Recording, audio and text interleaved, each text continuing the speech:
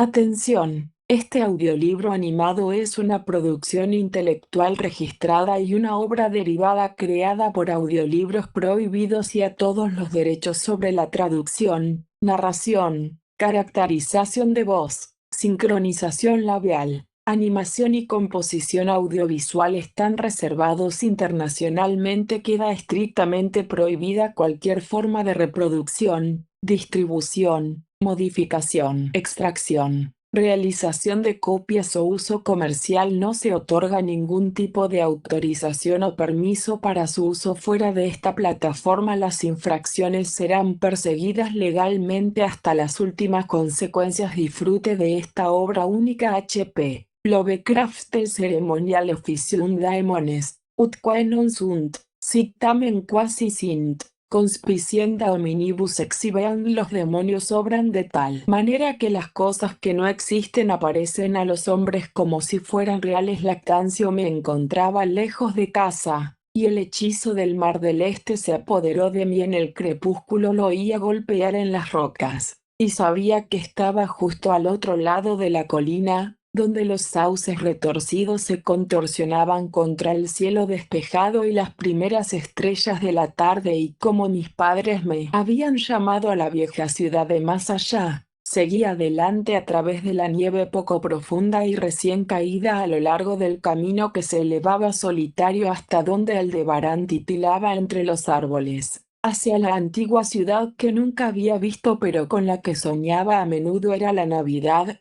que los hombres llaman Navidad aunque saben en sus corazones que es más antigua que Belén y Babilonia, más antigua que Memphis y la humanidad. Era la fiesta de Navidad, y yo había llegado por fin a la antigua ciudad marítima donde mi pueblo había vivido y celebrado la fiesta en la época más antigua, cuando la fiesta estaba prohibida, donde también habían ordenado a sus hijos que celebraran la fiesta una vez cada siglo, para que no se olvidara el recuerdo de los secretos primitivos. Los míos eran un pueblo antiguo, y lo eran incluso cuando esta tierra fue colonizada 300 años antes, y eran extraños, porque habían llegado como gente oscura y furtiva desde los opiáceos jardines sureños de orquídeas, y hablaban otra lengua antes de aprender la de los pescadores de ojos azules, y ahora estaban dispersos, y solo compartían los rituales de los misterios que ninguno de los vivos podía entender. Yo fui el único que regresó aquella noche al viejo pueblo de pescadores como mandaba la leyenda, pues solo los pobres y los solitarios recuerdan. Luego, más allá de la cresta de la colina, vi Kingsport extendiéndose heladamente en la penumbra, el nevado Kingsport con sus antiguas aspas y campanarios, sus caballetes y chimeneas, sus muelles y pequeños puentes, sus sauces y cementerios, los interminables laberintos de calles empinadas, estrechas y torcidas, y el vertiginoso pico central coronado por una iglesia que el tiempo no se atreve a tocar. Incesantes laberintos de casas coloniales amontonadas y dispersas en todos los ángulos y niveles como los bloques desordenados de un niño. La antigüedad planeando en alas grises sobre los aguilones blanqueados por el invierno y los tejados en forma de garganta, las luces de abanico y las pequeñas ventanas que brillan una a una en el frío crepúsculo para unirse a Orión y a las arcaicas estrellas. Y contra los muelles podridos golpeaba el mar secreto e inmemorial del que la gente había salido en los tiempos antiguos. Junto a la carretera, en su cresta, se alzaba una cumbre aún más alta, sombría y azotada por el viento, y vi que era un cementerio en el que las negras lápidas se clavaban macabramente en la nieve como las uñas descompuestas de un cadáver gigantesco. El camino sin huellas era muy solitario, y a veces me parecía oír un horrible crujido lejano como el de una horca en el viento. Habían ahorcado a 4 parientes míos por brujería en 1692, pero no sabía dónde. Mientras el camino descendía por la ladera del mar, busqué los alegres sonidos de un pueblo al atardecer,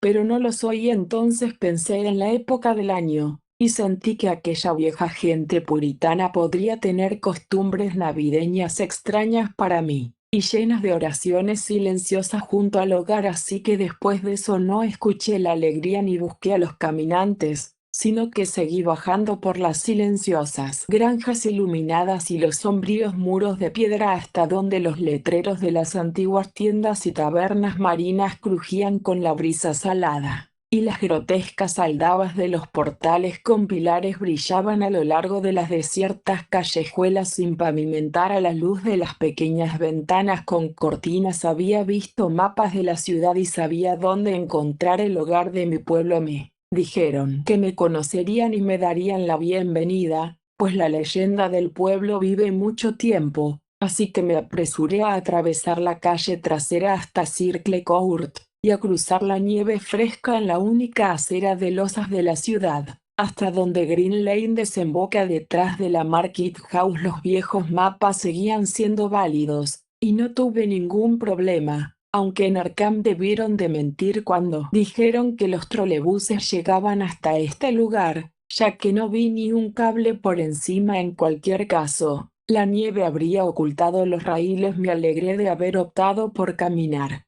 pues el pueblo blanco me había parecido muy hermoso desde la colina, y ahora estaba ansioso por llamar a la puerta de mi pueblo, la séptima casa de la izquierda en Green Lane, con un antiguo tejado de picos y un segundo piso sobresaliente, todo ello construido antes de 1650. Había luces en el interior de la casa cuando llegué a ella, y vi, por los cristales de las ventanas en forma de diamante, que debía de haberse mantenido muy cerca de su estado antiguo. La parte superior sobresalía de la estrecha calle cubierta de hierba y casi se unía a la parte sobresaliente de la casa de enfrente, de modo que me encontraba casi en un túnel, con el bajo umbral de piedra totalmente libre de nieve. No había acera, pero muchas casas tenían puertas altas a las que se llegaba por escalones dobles con barandillas de hierro. Era una escena extraña, y como yo era ajeno a Nueva Inglaterra, nunca había conocido algo parecido. Aunque me agradaba, la habría disfrutado más si hubiera habido huellas en la nieve, y gente en las calles, y algunas ventanas sin cortinas cerradas. Cuando hice sonar la arcaica aldaba de hierro, sentí medio miedo. Algo de miedo se había apoderado de mí, tal vez por la extrañeza de mi herencia, y por lo sombrío del atardecer, y por la rareza del silencio en aquella vieja ciudad de curiosas costumbres. Y cuando respondieron a mi llamada, tuve mucho miedo, porque no había oído ningún paso antes de que se abriera la puerta, pero no tuve miedo por mucho tiempo, ya que el anciano vestido y con pantuflas que se encontraba en la puerta tenía un rostro apacible que me tranquilizó,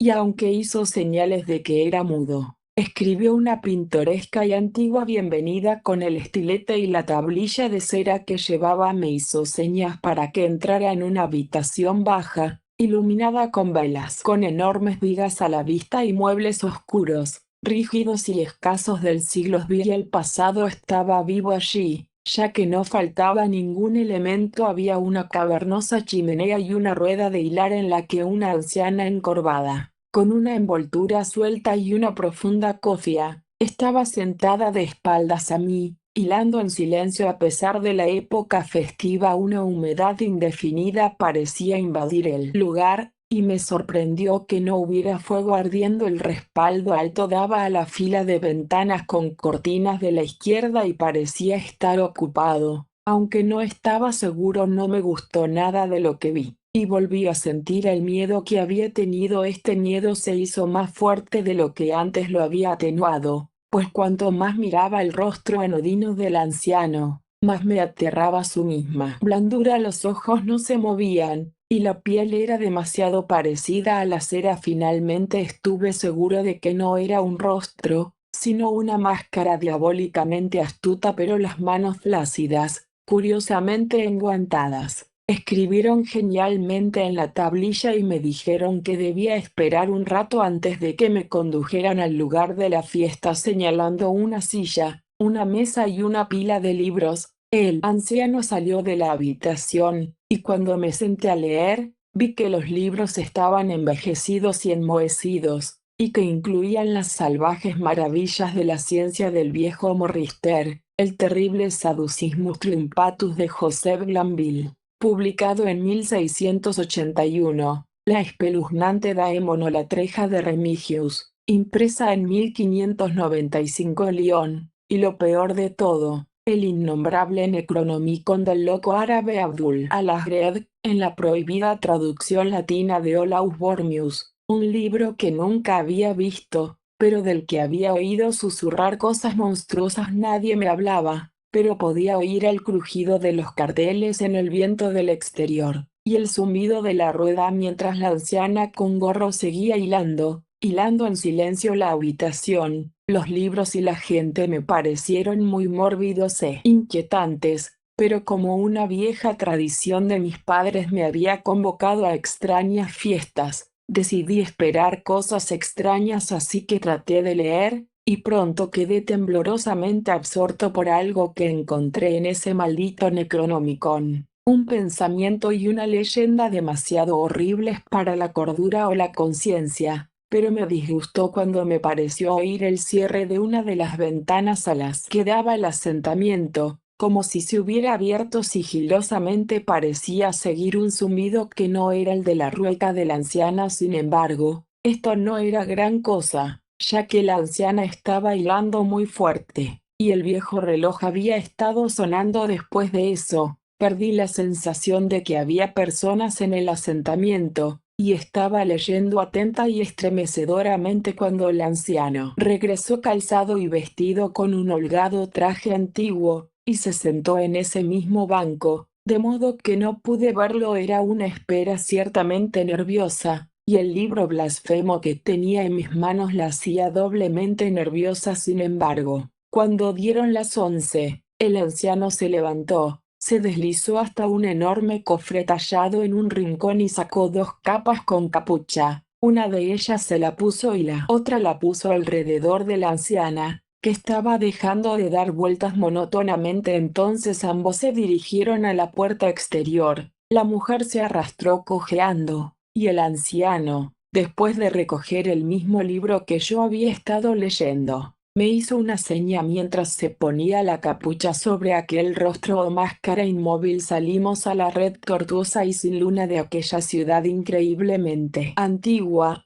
Salimos mientras las luces de las ventanas con cortinas desaparecían una a una, y la estrella de los perros miraba de soslayo a la multitud de figuras encapuchadas y con capa que salían silenciosamente de todos los portales y formaban monstruosas procesiones por esta y aquella calle, pasando por los chirriantes letreros y los frontones antediluvianos, los tejados de paja y las ventanas con cristales de diamante, enhebrando callejones precipitados donde las casas decadentes se superponían y se desmoronaban unas a otras, deslizándose a través de patios abiertos y patios de iglesias donde las lanzas oscilantes hacían constelaciones ebrias y sobrenaturales. En medio de estas multitudes silenciosas seguía a mis guías sin voz, empujado por codos que parecían preternaturalmente suaves y presionado por pechos y estómagos que parecían anormalmente pulposos, pero sin ver nunca una cara y sin escuchar nunca una palabra. Arriba, arriba, arriba, las espeluznantes columnas se deslizaban, y vi que todos los viajeros convergían mientras fluían cerca de una especie de foco de callejones locos en la cima de una alta colina en el centro de la ciudad, donde se alzaba una gran iglesia blanca. La había visto desde la cresta de la carretera cuando miré a Kingsport en el nuevo crepúsculo, y me había hecho temblar porque Aldebarán había parecido balancearse un momento sobre la fantasmal torre. Alrededor de la iglesia había un espacio abierto,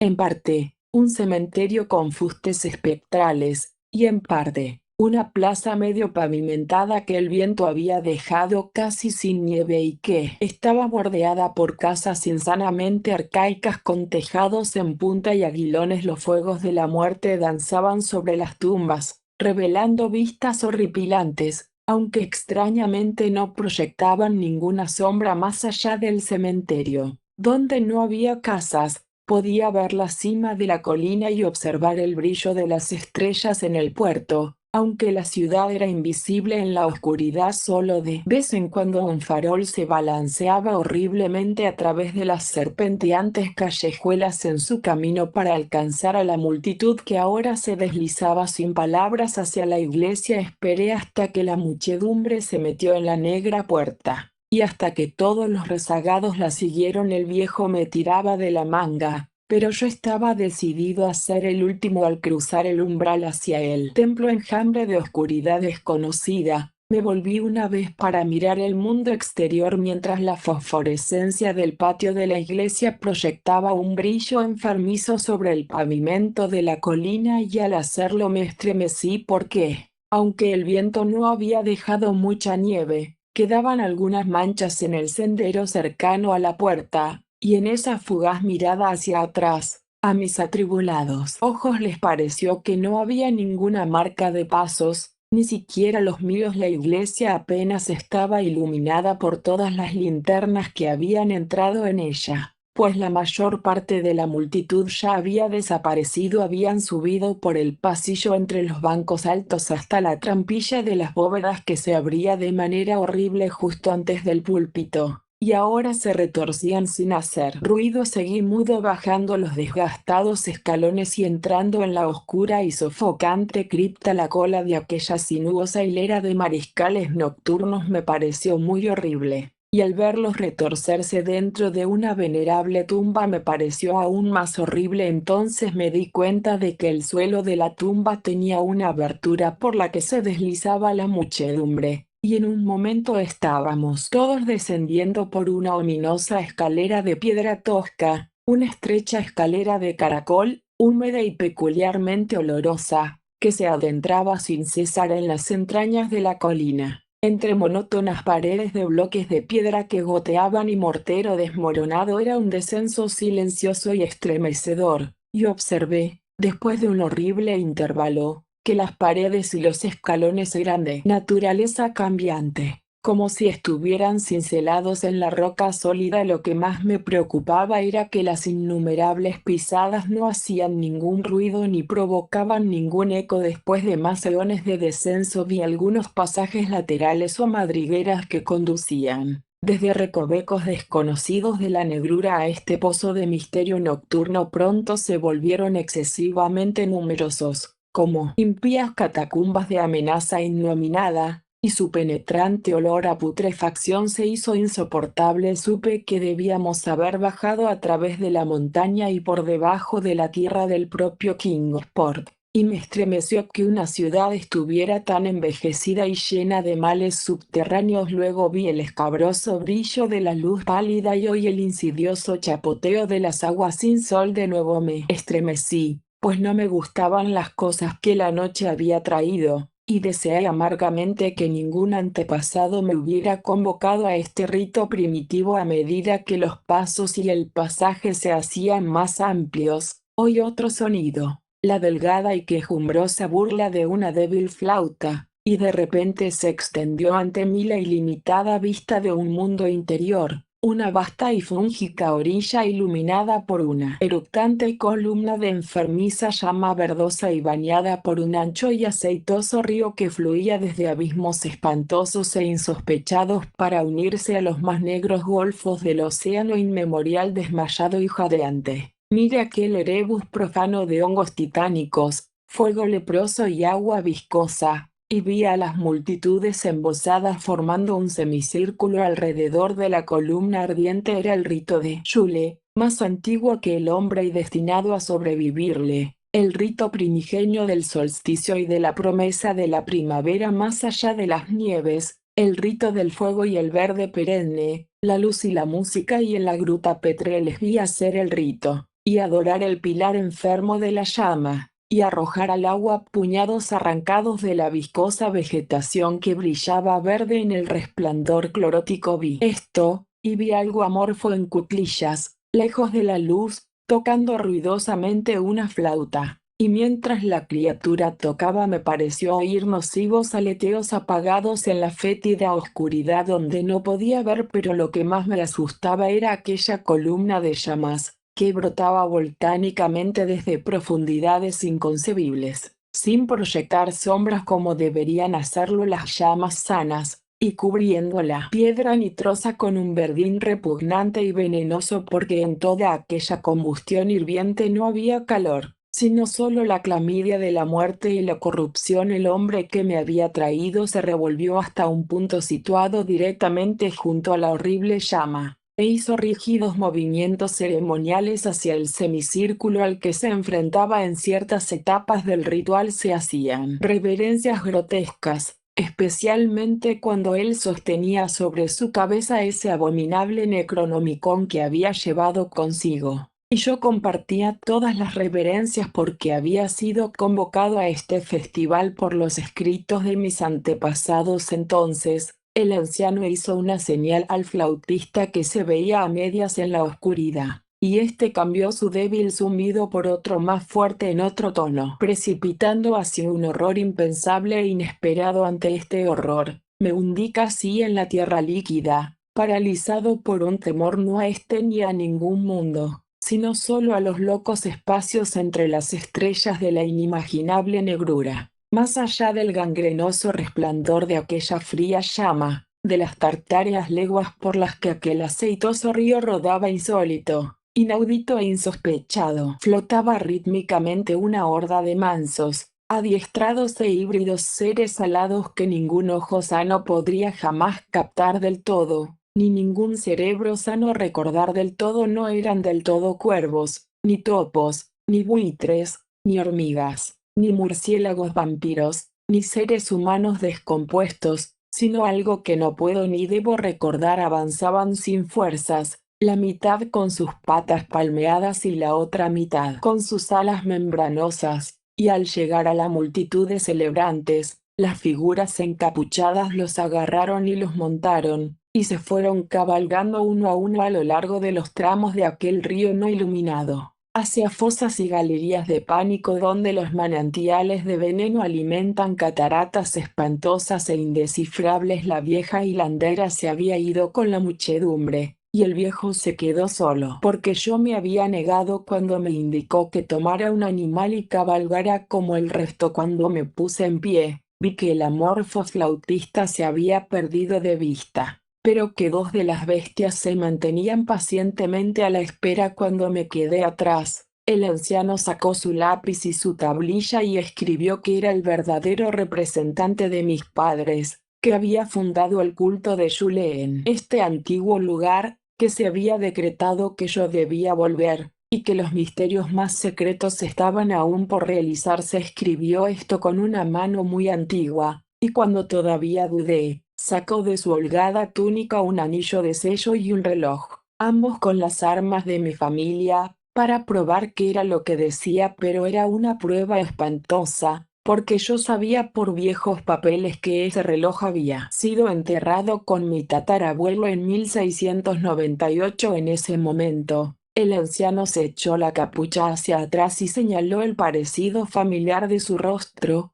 pero yo solo me estremecí, porque estaba seguro de que la cara no era más que una diabólica máscara de cera. Los animales que se agitaban se rascaban inquietos en los líquenes, y vi que el viejo estaba casi tan inquieto como ellos. Cuando una de las criaturas comenzó a alejarse, él se giró rápidamente para detenerla, de modo que la brusquedad de su movimiento desprendió la máscara de cera de lo que debería haber sido su cabeza. Y entonces, como la posición de aquella pesadilla me impedía acceder a la escalera de piedra por la que habíamos bajado, me arrojé al aceitoso río subterráneo que burbujeaba en algún lugar hacia las cuevas del mar. Me arrojé a ese jugo putrefacto de los horrores interiores de la tierra antes de que la locura de mis gritos pudiera hacer caer sobre mí todas las legiones de cadáveres que estos golfos de peste pudieran ocultar. En el hospital me dijeron que me habían encontrado semicongelado en el puerto de Kingsport al amanecer, aferrado a la balsa a la deriva que el azar envió para salvarme. Me dijeron que la noche anterior había tomado la bifurcación equivocada del camino de la colina y que había caído por los acantilados de Orange Point,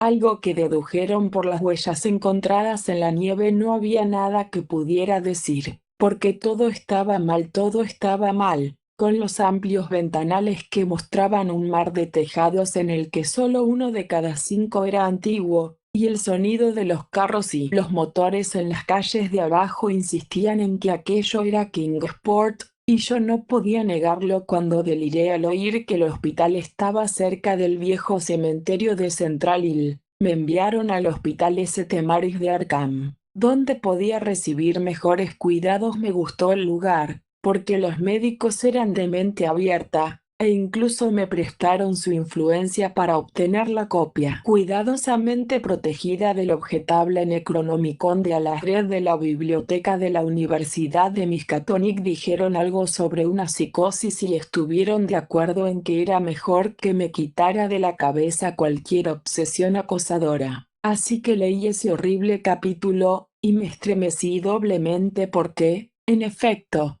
no era nuevo para mí, ya lo había visto antes. Que las huellas digan lo que quieran, y donde lo había visto era mejor olvidarlo. No había nadie, en las horas de vigilia, que pudiera recordármelo, pero mis sueños están llenos de terror, a causa de frases que no me atrevo a citar. Solo me atrevo a citar un párrafo, puesto en el inglés, que puedo hacer a partir del torpe bajo latín. Las cavernas más profundas, escribió el árabe loco, no son para que las vean los ojos, porque sus maravillas son extrañas y terribles. Maldito sea el suelo donde viven los pensamientos muertos con cuerpo nuevo y extraño, y malvada la mente que no tiene cabeza. Sabiamente dijo y ve grande en ella acabao. Qué feliz es la tumba donde no haya sido ningún mago, y feliz la ciudad de noche cuyos magos son todos cenizas, porque es un viejo rumor que el alma del comprado por el diablo no sale de su arcilla de charnela, sino que engorda e instruye el mismo gusano que roe, hasta que de la corrupción brota la vida horrible. Y los aburridos carroñeros de la tierra se vuelven astutos para vejarla y se hinchan monstruosamente para plagarla. Grandes agujeros son cavados secretamente donde los poros de la tierra deberían ser suficientes, y cosas han aprendido a caminar que deberían arrastrarse. Atención. Este audiolibro animado es una producción intelectual registrada y una obra derivada creada por Audiolibros Prohibidos y a todos los derechos sobre la traducción, narración, caracterización de voz, sincronización labial, animación y composición audiovisual están reservados internacionalmente. Queda estrictamente prohibida cualquier forma de reproducción, distribución, modificación, extracción, realización de copias o uso comercial. No se otorga ningún tipo de autorización o permiso para su uso fuera de esta plataforma. Las infracciones serán perseguidas legalmente hasta las últimas consecuencias. Disfrute de esta obra única.